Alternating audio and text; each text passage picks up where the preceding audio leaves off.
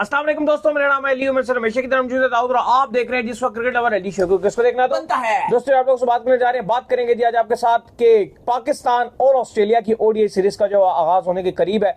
बड़ा एक्साइटेड हूं मैं जी कि पाकिस्तान की बड़ी अच्छी क्रिकेट जो है स्टार्ट हो रही है। तो काफी टाइम से आपको पता है कि पाकिस्तान इंग्लैंड से तो जरूर खेल रहा था, लेकिन जो पाकिस्तान के अंदर बेसिकली देखा जाता है वो ओडीआई और टी20 ही ज्यादा देखा जाता है। टेस्ट क्रिकेट पाकिस्तान में इतनी देखी नहीं जाती, जो कि हमें भी रियलिटी पता है कि हम इतने अरसे से क्रिकेट को कवर कर रहे हैं। तो फैंस बड़ी सबसे ज्यादा फैंस टी20 देखते हैं, सेकंड के ऊपर ओडीआई देखते हैं, बिल्कुल थर्ड के ऊपर जाकर जो टेस्ट क्रिकेट जो देखते हैं, जो कि हमारी तरह बहुत ज्यादा डाई हार्ट फैंस होते हैं, ये कुछ आपकी तरह जो हमारे साथ कनेक्टेड रहते हैं, वही जो टेस्ट क्रिकेट जो देखना पसंद करते हैं। खैर, पाकिस्तान ऑस्ट्रेलिया जो आमने सामने होने जा रहे हैं, जब भी जो आपको पता है कि ऑस्ट्रेलिया का जो एक मिशन होता है वो पाकिस्तान के लिए एक बड़ा ही मुश्किल टास्क रहता है, चाहे वो आप टेस्ट खेलें, चाहे ओडीआई खेलें, चाहे टी20 खेलें।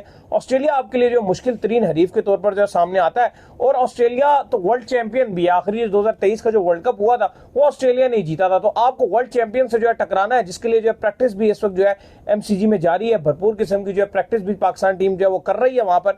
लेकिन दाऊद साहब, क्या होने जा रही है पाकिस्तान की प्लेइंग 11? ये सवाल जो है इस वक्त जो है वो बड़े लोग पूछ रहे हैं। आज की अगर अपडेट की बात कर लें तो अब्दुल्ला शफीक के हवाले से भी कुछ अपडेट आ रही है कि उनको भी जो बुखार है वो हुआ है। आज की खास उन्होंने प्रैक्टिस सेशन में भी हिस्सा नहीं लिया। कल शायद अगर वो दोबारा रिकवर हो जाते हैं तो वो शायद दोबारा प्रैक्टिस सेशन में हिस्सा लें, लेकिन अभी तक की तो ये अपडेट है कि उनको फिलहाल तो बुखार हुआ है। क्या हो सकती है जी प्लेइंग 11? देखिए, पाकिस्तान 1 साल के बाद ओडीआई खेलने जा रहा है। 1 ईयर, 1 ईयर के बाद पाकिस्तान ने टी20 भी खेल लिया, टेस्ट भी खेल लिया, लेकिन पाकिस्तान ओडीआई नहीं खेला। और 1 साल के बाद पाकिस्तान खेल रहा है। और मजे की बात यह, जो आपने Gary Christian white ball coach लगाए थे, वो कोच अपनी कोचिंग में ओडीआई की कोचिंग कर ही नहीं सके, वो टी20 ही की सिर्फ कर सके, क्योंकि ओडीआई पाकिस्तान ने खेला ही नहीं और उससे पहले वो चले गए। जैसन ग्लेस्वी की क्यादत में पाकिस्तान टीम जो है वो प्रॉपर तरीके से अपनी प्रैक्टिस करता हुआ नजर आया। लेकिन एक बुरी जो खबर आ रही है वो आ रही है अब्दुल्ला शफीक के हवाले से। उनको बुखार में मुब्तला है। और मैं जब से स्क्वाड आया पाकिस्तान ओडीआई का, मैं बार बार एक ही बात किए जा रहा हूं कि भाई आपके पास थर्ड ओपनर कौन है? आपने साहिबजादा फरहान को टी20 में रखा हुआ है, और भाईजान उसको ओडीआई में भी रखते ना, क्योंकि आपके पास साइम और अब्दुल्ला के अलावा कोई ऑप्शन ही नहीं है। मैं उस टाइम से एक कह जा रहा हूं कि अगर किसी को इंजरी हो गई, कोई इशू हो गया, तो भाई सेकंड ऑप्शन कौन है? अब बात ये नजर आ रही है कि फिर एक ही बंदे की दी जाएगी। एक अब इसमें अगर आप देखो ना, रिजवान ने ओपनिंग करनी है, ना किसी और ने करनी है। हसीबुल्ला है जिसको उन्होंने बकरा बना के भेज देना, भाई ओपनिंग कर जा भाई, और जाके तू 2-4 बॉलें खेल के आउट हो जा बेशक। लेकिन सीधी बात है कि फिर क्योंकि वो है भी विकेट कीपर ही, तो उस गरीब को जो बली का बकरा बनाने के लिए ओपनिंग करने के लिए भेज दिया जाएगा। में शुरू में ओपनिंग बड़ी मुश्किल होती है, ठीक ठाक बॉल घूमता है। अब इशू एक और भी है ना, अब आप ये इशू ये देखो कि अभी फिलहाल ये जो अपडेट हमारे पास आई है वो ये आई है कि अब्दुल्ला शफीक बीमार जरूर है, बुखार उनको जरूर हुआ है, इतना सवेर नहीं। अब आप सुनिए ना, कहा जा रहा है जी कि उम्मीद की जा रही है कि वो अभी, क्योंकि मैच में 1.5 दिन पड़ा है, रिकवर कर जाएंगे। अब बात ये अली साहब, रिकवर वो क्या अगर कर भी गए 100% तो फिट नहीं होंगे। अब मजबूरी तौर पे वो अगर 60% या 50% भी फिट हुए, खिलाना पड़ेगा, आप उनको उतारोगे मैदान में। वहीं अगर आपके पास बैकअप ओपनर होता, कोई जो प्रॉपर ओपनर होता, फखर के साथ आपने रंजिश निकाली, फखर को नहीं रखा आपने, चलो आप यंगस्टर्स के साथ जा रहे थे, आप साहिबजादा फरहान को ही रख लेते। मैं समझता हूं वो ओडीआई का ज्यादा बेहतर प्लेयर है एज कंपैरिजन टी20 में। आपका सीजनल डोमेस्टिक परफॉर्मर है साहिबजादा फरहान, वो आपने उसको टी20 में रखा है, और टी20 ओपनिंग में चांस उल्टे सीधे नंबरों पे आप चांस दोगे कि जी बाबर रिजवान को फैसिलिटेट करने के लिए जी वो ओपनर है। तो ये बिल्कुल आपने बिग ब्लंडर किया कि आपने ओडीआईस में रखा ही नहीं second opener, third opener sorry, जो इनके अलावा अगर इन दोनों में से कोई साइम या अब्दुल्ला में से यार इंजरी हो जाती है, ऑस्ट्रेलिया में आप खेल रहे हो, ऐसा ही है। वो 3 फास्ट बॉलर, इतने गॉडजिला टाइप के फास्ट बॉलर हैं, कमिंग, स्टार्क, हैजलवुड, आपको बॉल लग गया कोई, आपको खुदा ना खासा कोई अनफिट हो जाता है, जैसे अभी बीमार हो गई अब्दुल्ला शफीक, ये किसी के हाथ में तो नहीं है ना, मतलब सेहत और तो कुछ भी हो सकता है, किसी कोई भी बीमार हो जाता है, कोई बड़ी बात तो नहीं है। लेकिन आपने इतना बड़ा ब्लंडर किया कि आपने थर्ड ओपनर ही नहीं रखा।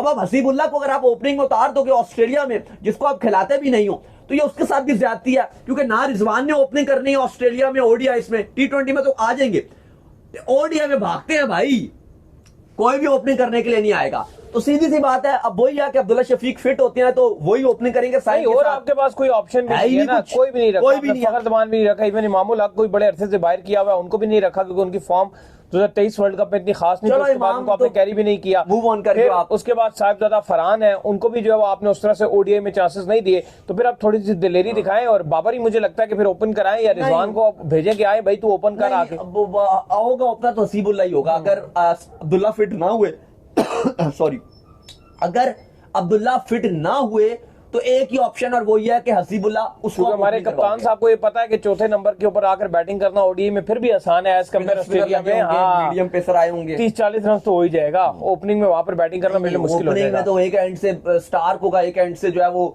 या तो कमिंग्स होगा या फिर हैजलवुड आ जाएगा। फर्स्ट चेंज में कमिंग्स आ जाएगा तो वो तो बड़ी मुश्किलात सिचुएशन है। मिडिल ओवर से फिर भी जैम्पा जुम्पा लगे होंगे तो चलो बना मार्क कर लेते हैं। रन तो बन ही जाते हैं, तो वो पॉसिबल नजर नहीं आ रहा। खैर अली साहब, अगर आप पाकिस्तान की प्लेइंग 11 देखो तो अभी जो अपडेट्स आ रही है वो यही आ रही है कि पहली प्रेफरेंस फिर भी अगर अब्दुल्ला शफीक फिट हुए, 50% भी फिट हुए तो ये उनके साथ ही जाएंगे और साइम के साथ अब्दुल्ला शफीक ओपनिंग करेंगे। नंबर 3 पे बाबर आजम आएंगे, नंबर 4 पे आपके रिजवान आएंगे। जो खबरें आ रही हैं उसके हिसाब से तो यही बता रहे हैं जी कि कामरान गुलाम को 11 में चांस नहीं मिलने वाला। जो हमने आपको याद होगा, हमने 4 दिन पहले भी आपके साथ जब हम प्लेइंग 11 पे बात कर रहे थे कि आप पाकिस्तान ऑस्ट्रेलिया की पहले ओडीआई में 11 होगी, उसमें भी हम यही बात कर रहे थे कि बहुत ही मुश्किल होगा कि कामरान गुलाम को ये मौका देते हैं, क्योंकि 4 पे तो रिजवान ने खेलना है और जब 5 की बारी आएगी तो फिर वो इरफान खान नियाजी को ज्यादा प्रेफरेंस देंगे या सलमान अली आगा इनके पास मौजूद होंगे। तो फिर आगा तो वाइस कैप्टन वो तो खेलेंगे ओब्वियसली, तो आगा 5 पे खेलेंगे तो फिर इरफान खान नियाजी जो है वो 6 पे आएंगे, तो फिर कामरान गुलाम को ये मौका नहीं देते। चांस बनता ही नहीं, कामरान गुलाम के लिए मुश्किल है। हाँ। और मुझे लगता है कहीं ना कहीं जो कामरान गुलाम को ओडीआई में चांस वैसे मिलना चाहिए, T20 में तो चांस ऑलरेडी आपको पता है कामरान गुलाम वहां पे शामिल भी नहीं है, लेकिन उनके लिए टफ टास्क है ऑस्ट्रेलिया के अंदर। ऑस्ट्रेलिया में अगर वो थोड़ा बहुत खेल जाते हैं, मतलब 50-60 रन कर देते हैं तो बड़ी बात होगी मेरी नजर में, क्योंकि ऑस्ट्रेलिया में बाबर आजम और कामरान गुलाम को लोग जो है कंपैरिजन जरूर करते हैं, लेकिन बाबर आजम ऑस्ट्रेलिया में बहुत ऊपर है कामरान गुलाम। नहीं, कामरान गुलाम अगर आप कामरान गुलाम के फ्यूचर के लिए भी बात करो ना तो बेहतर है वो जिम्बाब्वे के स्क्वाड में भी है, क्योंकि यहाँ पर उनके लिए बहुत टफ है। बेहतर है कि वो जिम्बाब्वे के स्क्वाड में भी है, वो वहां पे खेल के डालेंगे इनको, वो बिल्कुल चांस देंगे। बेहतर है भी उनके लिए भी, उनके लिए भी बेहतर है कि वो ओडीआई जिम्बाब्वे में खेल के अपना डेब्यू करके अपने आप को, अपने कैरियर को आगे बढ़ाएं। कर ले, नहीं तो ऑस्ट्रेलिया में एक्सपोज हो जाएंगे। ऑस्ट्रेलिया में उनके लिए ना सिर्फ एक्सपोज होंगे बल्कि कैरियर में एकदम से फुल स्टॉप लग जाएगा, फिर आगे उनके लिए बड़ी मुश्किलात बनेगी। वो वाला काम ना हो जाए उनके साथ। मुझे ये भी डर है जिसने सरफराज के साथ भी ऑस्ट्रेलिया में हुआ था उनके लिए, क्योंकि वो फास्ट बॉलर्स पे थोड़ा सा फंसते हैं। और अगर आप देखो स्टार्टिंग कैरियर में वाइड बॉल में, क्योंकि उनके जो अगर बहुत अच्छे जो स्टैट्स हैं ना वो टेस्ट के लिए स्टैट्स हैं। पिंडी की विकेट के ऊपर मैं और आप बिल्कुल एग्जैक्ट सामने बैठे हुए थे, बिल्कुल सामने बैठे, मतलब जहां से बॉलर भागता है वहां पर बैठे हुए थे, वहां पर पेसर ने उनको बोल्ड कर दिया था। तो ऑस्ट्रेलिया में तो फिर मुश्किल चीज है, काफी टफ है। वो फंसेंगे और वाइड बॉल में कामरान गुलाम थोड़ा सा और भी फंसते हैं, थोड़ा स्ट्राइक रेट का भी इशू आ जाता है। रेड बॉल में वो एक अच्छे प्लेयर साबित हो सकते हैं, फ्यूचर भी है, लेकिन ओडीआई में भी उनको मेहनत की भी जरूरत है, अपना स्ट्राइक रेट पे भी इंप्रूवमेंट की जरूरत है। डोमेस्टिक में भी अभी हमने देखा था वो थोड़ा सा इवन आपके चैंपियंस कप में रन बनाए थे, लेकिन फ्लैट विकेट में भी वो फंस के रन बनाते हैं। तो थोड़ा सा आई होप कि अगर जरूरत पड़ेगी तो उनको चांस मिलेगा और अल्लाह करे वो रन बना के दें। हम तो यही दुआ करेंगे कि वो अच्छा करें, तो इससे बेहतर क्या बात होगी। लेकिन फिलहाल 11 में जो अपडेट्स आ रही है मुश्किल नजर आ रहा है कि उनको 11 में मौका मिलेगा। इरफान खान नियाजी थोड़ा सा हार्ड हिटिंग भी करते हैं और थोड़ा सा नीचे नंबर भी है, तो कहा जा रहा है कि इरफान खान नियाजी खेलेंगे। तो उस लिहाज से नंबर 5 पे फिर सलमान अली आगा आ जाएंगे। जाहिर है अगर कामरान गुलाम को खिलाते तो फिर आगा को नंबर 6 पे खेलना पड़ता 4 डाउन पे, लेकिन चूंकि इरफान खान नियाजी है तो वो भी हिटिंग कर लेते हैं। तो फिर सलमान अली आगा जो वाइस कप्तान है वो 3 डाउन यानी कि 5 नंबर पे आएंगे, और फिर 6ठे नंबर पे जो 4 डाउन की स्लॉट होती है उस पे आपके इरफान खान नियाजी आएंगे। लेकिन अली साहब जो इंपॉर्टेंट खबरें आज जो चली, अभी हम इससे पहले वाले शो में भी बात कर रहे थे, जो इंपॉर्टेंट ऑस्ट्रेलिया से खबरें आई वो ये आई कि जो आपके 4 फास्ट बॉलर्स हैं, जो एक्टिव फास्ट बॉलर हैं, जो हमने आपको स्क्वाड से पहले ही बता दिया था कि पाकिस्तान इन 4 फास्ट बॉलर को अपने स्क्वाड में डाल रहा है, शाहीन, नसीम, हारिस रऊफ और हसनैन। अपडेट्स ये आ रही हैं कि सिलेक्शन कमेटी ये चाहती है कि 4 के 4 पेसर्स को उतारा जाए। ये यकीनन तौर पर एक अच्छा और बोल्ड डिसीजन साबित हो सकता है, एक एग्रेसिव डिसीजन है, क्योंकि स्पिनर का इतना ज्यादा रोल नहीं है आपके इस टेस्ट मैच के अंदर और ओडीआई में। और अली साहब एक और इंपॉर्टेंट बात भी है ना, ओडीआई टेस्ट में, और इंपॉर्टेंट बात ये भी है ना कि आपके पास क्या उस लेवल का स्पिनर है? वो तो बेचारा जो फैसल अकरम है, ठीक है, अच्छा स्पिनर है, कोई शक नहीं, दूसरा भी अच्छा है, लेकिन ऑस्ट्रेलिया के आगे ऑस्ट्रेलिया के ग्राउंड में छोड़ना, एक सेकंड, सॉरी ये देखें, ये जो आप कह रहे हो ना चौथा स्पिनर की बात नहीं है, ये जो खिला रहे हैं आमिर जमाल की जगह खिलाएंगे, जो 4 फास्ट बॉलर खिलाएंगे, एक स्पिनर ये खिलाएंगे नहीं, ये आमिर जमाल को फिर फायर करेंगे, आमिर जमाल को फायर करके कहा जा रहा है कि आमिर जमाल तो ऑस्ट्रेलिया में खेलना चाहिए ना, खेलना चाहिए, लेकिन आमिर जमाल तो बैटिंग फिर कौन करेगा? चौथे आपको बैटिंग भी तो चाहिए ना। आमिर जमाल जो चौथा पेसर करेगा, आमिर जमाल भी 4-5 ओवर अच्छे डाल देगा। लेकिन अपडेट्स यही आ रही है कि जो अब सलमान अली आगा 5 पे खेल रहे हैं, मुझे लग रहा है आपको शाहीन, नसीम और हारिस रऊफ इनमें से एक को बाहर करना चाहिए अगर आप हसनैन को खिलाना चाह रहे अब देखो ये तो कंफर्म तकरीबन स्लॉट्स है ना। अब आप ये देख लो जो मैंने इतनी आपको बता दी है कि आपके नंबर शाहीन की फिलहाल देखो तो फॉर्म इतनी बेहतर तो कोई नहीं है। छठे तक तो कंफर्म हो गया ना कि चलो न्याजी आगे बहुत, अगर इन्होंने कर भी ले तो चलो कामरान गुलाम को ये डाल देंगे, वैसे तो वो नहीं आ रहे, लेकिन चलो आप मान लो कि इन दो में से हो गया।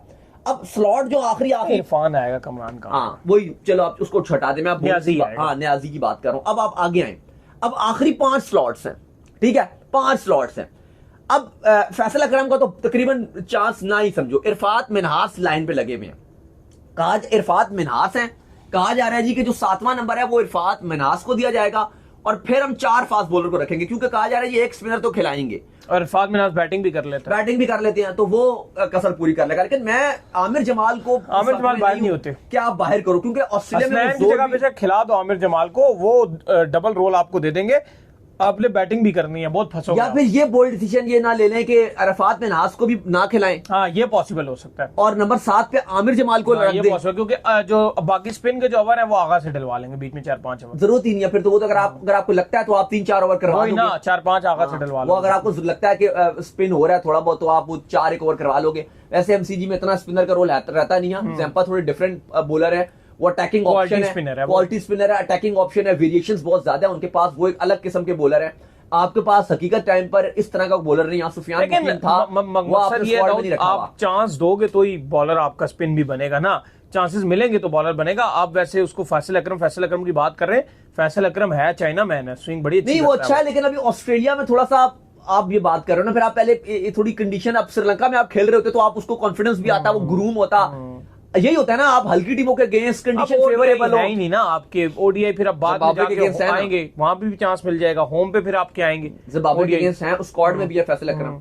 तो अभी तो देखो लेकिन अब एमसीजी में मैच है, अब तो वो बात की बात है, लेकिन कोई तो स्पिनर अब आपको ये चाहिए ना जो शादाब को रिप्लेस करे ओडीआई में, लेकिन देखो एक स्पिनर तो चाहिए ना। देखो अभी अगर आप चैंपियन ट्रॉफी में आपके लिए खेलेगा, नहीं बिल्कुल आप बात ही करें, मैं तो ये चाह रहा हूँ कि जो साजिद हैं आपके, आप उनको ट्राई कर सकते हैं। उन्होंने बोला है अभी प्रोग्राम के अंदर, उन्होंने कहा है कि जो लड़के सिलेक्ट हुए हैं वो बड़े जबरदस्त हैं और वो अपनी टैलेंट की बुनियाद के ऊपर सिलेक्ट हुए हैं।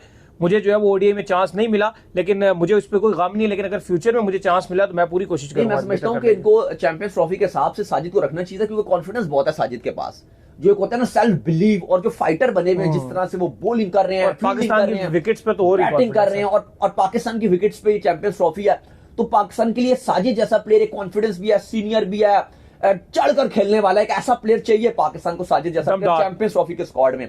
मुझे लगता है कि जिम्बाब्वे साजिद को भेजना चाहिए था, वहां से वो कॉन्फिडेंस लेते और फिर आप उनकी जो अगली सीरीज है ट्राई नेशन 2 मैच घर पे है, फिर चैंपियंस ट्रॉफी है, आपको डालना चाहिए था। लेकिन अली साहब जो हम प्लेइंग 11 पे आ रहे हैं, अब ये जो अपडेट्स आ रही है उनके मुताबिक तो कहा जा रहा है कि 4 फास्ट बॉलर उतार रहे हैं, ये अपने पूरे प्रॉपर 4 उतार, तो आपको बता दिए शाहीन नसीम हो गए, हारिस और हसनैन हो गए, तो ये 4 उतार रहे हैं। और जो 7वें का स्लॉट आ रहा है, कहा जा रहा है जी एक उसमें स्पिनर को चांस देंगे तो फिर वो इरफात मिनहास ही आता है। अब देखते हैं, क्योंकि अगर अब होना तो मैं बिल्कुल एग्री करूंगा कि आपका जो आमिर जमाल है वो एक ऐसा फाइटर है भाई, उसकी बॉलिंग तो चलो वो है ही है, लेकिन प्रेशर भी है इन बॉलर्स पे उसका। लेकिन मैं आमिर जमाल के लिए इसलिए बात करूं कि उसको होना चाहिए, क्योंकि हार्ड हिटर ही नहीं आपके पास कोई सही प्रॉपर। चलो वो तो कह रहे हैं जी आगा भी है, इरफान खान आमिर जमाल जो हार्ड हिटिंग करता है वो अलग, लेकिन मैं जो बात कर रहा हूं मुझे ऐसा भी वाइब्स आ रही है कि खुदा न खास्ता कहीं ऐसा ना हो जाए, क्योंकि मुझे हमारी जो बैटिंग है वो बहुत कमजोर लग रही है, तो मैं बैटिंग के इस बात से ये सोच रहा हूँ कि ये ना हो कि जल्दी आउट होना शुरू हो जाए, तो 4-5 अगर आपके 70-60 पे आउट हो जाए, तो एक आमिर जमाल एक ऐसा प्लेयर है जो गेम को आगे लेके जा सकता है, जो आपको एक जो रिस्पेक्टेबल टोटल होता है 200-250 तक, आपको एटलीस्ट वहां तक तो वो आपको गेम को लेके जा सकता है, उसके अंदर इतना दम तो है। बाकी देखो इरफात मिनहास वगैरह वो यंगस्टर्स हैं, अभी आप उनको चांस दो, उनको ग्रूम करो, साथ साथ इरफान खान न्याजी हो गए, लेकिन अभी आप देखो तो ये उस तरह के बैटर्स नहीं है कि ये आपको बहुत कोई आगे तक लेके चले जाएंगे। अभी आमिर जमाल को भी आपने चांसेस नहीं दिए ना, आप आमिर जमाल को आपने T20 वर्ल्ड कप में लेके नहीं गए, जो आपको लेके जाना चाहिए था। अभी तक तो आपने आमिर जमाल को सिलेक्ट नहीं किया, अभी आप उनको शाहीन शूइन में खिलाते रहो पीछे। अभी तो मेन टीम में आपने शाहीन टेस्ट के अलावा आपने आमिर जमाल को नहीं रखा। प्लस कॉन्फिडेंस है आमिर जमाल के ऊपर, क्योंकि वो ऑस्ट्रेलिया में जाके ना सिर्फ उसने खेला है बल्कि परफॉर्म भी किया है ऑस्ट्रेलियाई कंडीशन में, और 1 साल भी नहीं गुजरा कि उसने ऑस्ट्रेलिया में रन्स बनाए हैं, और एक मैच विनर के तौर पे निकल कर आया था ऑस्ट्रेलिया में। तो आपको आमिर जमाल को मैं समझता हूं ड्रॉप नहीं करना चाहिए, लेकिन उस तरफ अगर आप देखो तो ठीक है, अगर आप 4 फास्ट बॉलर के साथ जा रहे हो, वो आप जो फ्रंट लाइन खिला रहे हो, क्योंकि आप बोल रहे हो हसनैन को भी हम ड्रॉप नहीं कर सकते, वो इस कंडीशन का को सूट करती हैं, उसको हारिस रऊफ को भी कंडीशन सूट करती हैं। फिर आप कहते हो कि शाहीन और नसीम तो वैसे ही आपको बेहतर बॉलर हैं, आप उनको खिलाओगे।